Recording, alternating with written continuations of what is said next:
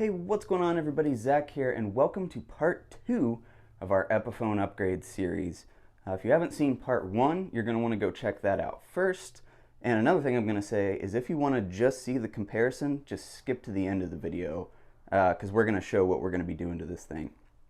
But anyways, so as you can see, we've already removed all of our parts. We have buffed the finish out a little bit to get it closer to that Gibson VOS finish. But the premise of this is to compare this guitar to what it is trying to emulate, which is one of these. This is my Gibson Custom Shop 58 reissue Les Paul. It's gorgeous, as I said. These are multi thousands of dollars. This thing is around $1,000, give or take, when you buy it new. I got it used. Given all the parts I'm going to throw at it, we're probably still going to be around $1,000 or somewhere around there. Big price difference, right? The only thing is we're not going to be using this exact guitar, and I'll tell you why. It's cheating. I realized that today. This 58 reissue, the pickups in it have original 50s Gibson PAF magnets, as well as some other parts. The wiring in this guitar is vintage from like 1959. This is cheating. We're not going to use this. To give it a little bit better of a chance, we are instead going to use this guitar. This is also a Gibson Custom Shop guitar. This one happens to be a gold top, but we're going to use this one because the wiring in it is the same as what we're going to be putting in here, as are the pickups, or at least very close. They're the Brandon Wow 59 clones. That's what we're putting in here. This is going to be a better comparison. So, what's next on the Epiphone, you might ask?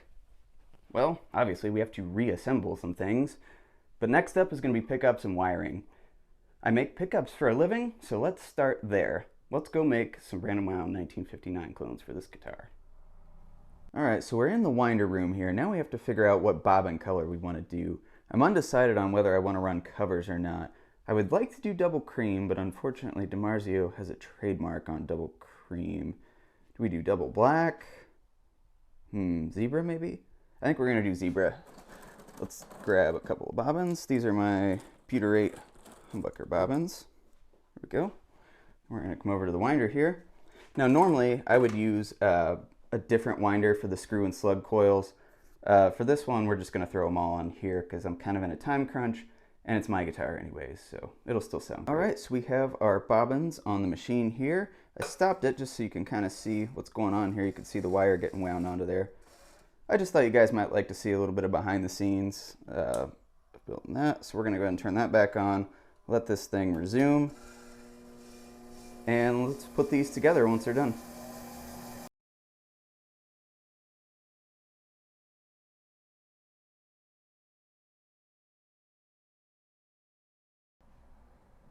So now we have the guitar on the bench. Our pickups are done.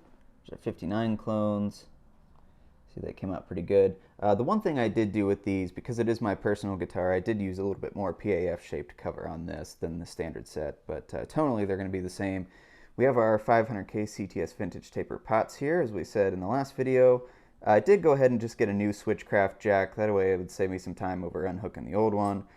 We have our original Switchcraft long switch. We have some Mojo .022 capacitors, just because it's what I had on hand at the moment.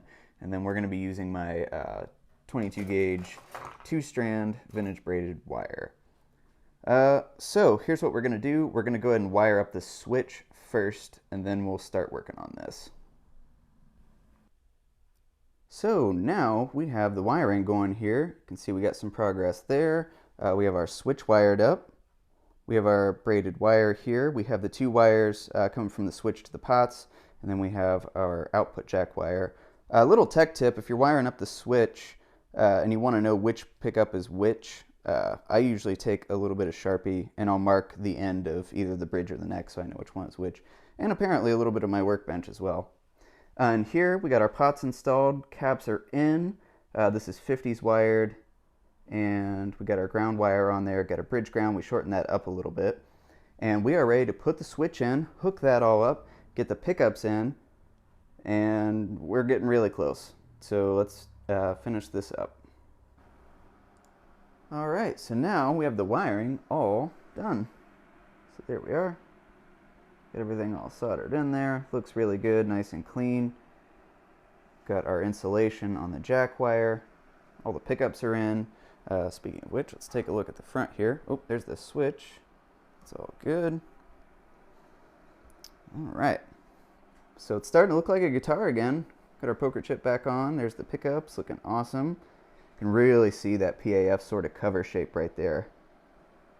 Again, these covers usually come in my limited run series, but since it's my personal guitar, I thought I would go ahead and throw those on. Yeah, got our knob pointers. We can see we have the brass shaft CTS pots now. And now we are pretty much ready for final assembly. I have to run home for a minute because I forgot the adapter bushing, or the adapter post that we need to run this ABR1, but we can kind of set it on here. And it's gonna, you get the idea. Okay, we'll come back to you basically when this thing is all put together. Okay, here's the moment everybody's been waiting for. This thing is done. Our last mod was this beautiful Gibson Custom Shop lifting case. And here we go. Oh, that looks so much nicer. Check that out. That finish really came alive. We conditioned the fretboard too, so that looks a lot better. Put a Gibson style truss rod cover on it, which looks a lot nicer. Yeah, there's our new bridge and tailpiece. We got our ABR1 and a lightweight aluminum stop tail. Our brand wound pickups, our new wiring harness, the new knobs. Flip the guitar over here. You can see the finish on the back looks a lot better.